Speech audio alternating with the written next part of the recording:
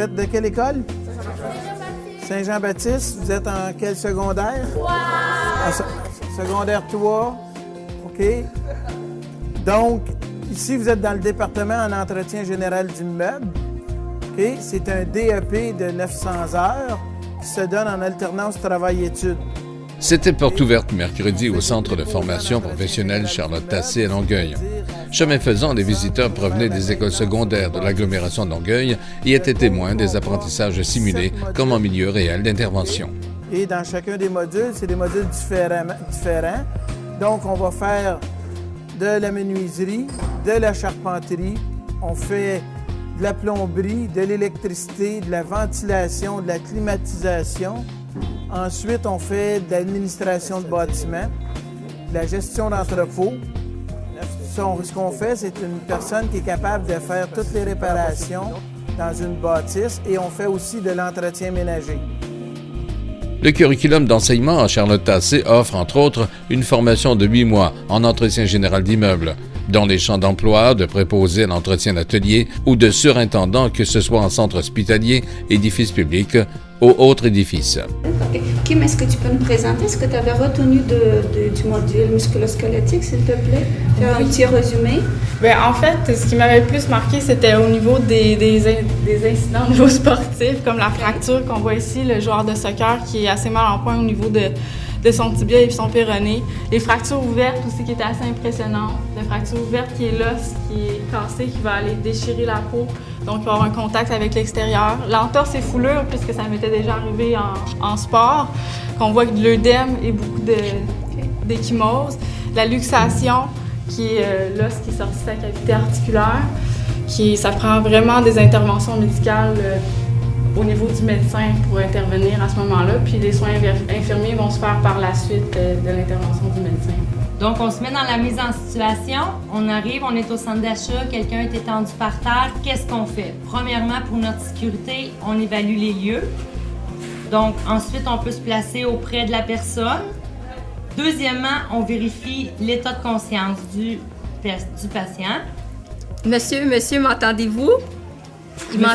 En santé, l'accroissement des besoins de la main-d'œuvre étant en pleine effervescence, le Centre de formation professionnelle Charlotte Tassé de Longueuil l'est tout autant par ses programmes de formation en assistance en établissement de santé, en infirmiers et infirmières auxiliaires. Ici, la formation s'inscrit dans une tradition de transfert des connaissances expérientielles en soins de santé de première ligne.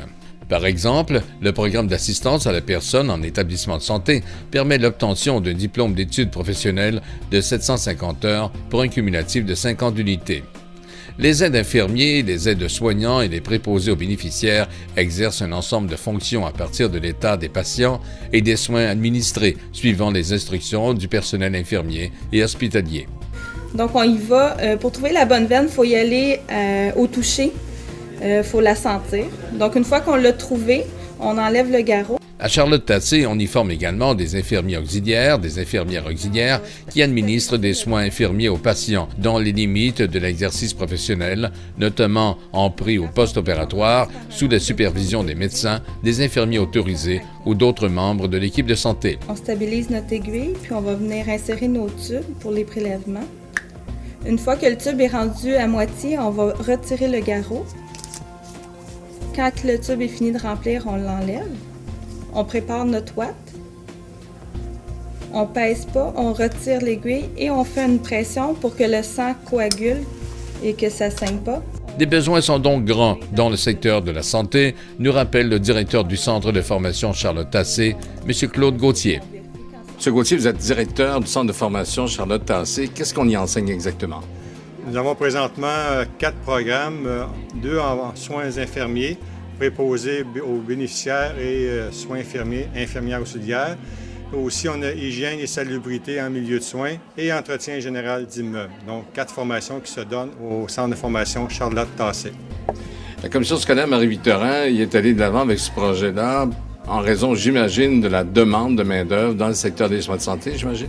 Oui, effectivement, vous savez, dans le quotidien, de plus en plus, on demande des services, soit dans les hôpitaux, des CHSLD, au niveau de la population qui vieillit de plus en plus, notamment à Longueuil, où le pourcentage de personnes âgées augmente d'année en année. Donc, on a parti la formation. Nous, ça va faire 10 ans ici, l'année prochaine, que le centre existe. Et 2 formations en santé, soins infirmiers et préposés qui sont, par rapport à soins infirmiers, beaucoup plus en demande qu'au niveau sur le marché du travail que soins infirmiers. Donc, on préconise au niveau des préposés pour l'ouverture de plusieurs groupes pour répondre à la demande sur le marché du travail. Donc, effectivement, la demande est pour les préposés d'aide aux bénéficiaires beaucoup plus que les soins infirmiers. C'est un peu ce que vous me dites. Effectivement. Donc, les hôpitaux, les centres d'hébergement pour personnes âgées demandent de plus en plus. Et on voit aussi avec les constructions, tant au privé qu'au public ou l'alternative privée-publique, on voit que c'est beaucoup plus des établissements qui ont besoin de cette main-d'œuvre-là. Est-ce que les gens, par exemple, qui viennent étudier, parce que ça a l'air quand même intéressant pour un jeune qui commence la formation ici, est-ce que le jeune, par exemple, est au courant des exigences du métier sur le terrain et aussi des exigences, par exemple, on l'a vu dans les nouvelles, savoir que parfois, un infirmier peut faire 70-80 heures par semaine. Est-ce qu'ils sont un peu conscients de ça? On essaie d'informer le plus possible les personnes avant qu'ils s'inscrivent au programme. On a des activités élèves d'un jour, portes ouvertes comme aujourd'hui qu'on a. On a exploration aussi au secondaire. Les élèves viennent visiter le centre pour justement préparer les élèves pour leur expliquer à quoi s'attendre au niveau de la formation en santé surtout. Bien, M. Gauthier, merci. Puis, évidemment, vous avez aussi un site Internet qui sera en fonction bientôt pour expliquer tout ça? C'est ça, on est en train de refaire notre site Internet avec le nouveau nom d'ailleurs. Et d'ici décembre, notre site va être en fonction. Donc, ceux et celles qui veulent avoir plus d'informations pourront le consulter à ce moment-là. Merci, M. Gauthier. Bienvenue.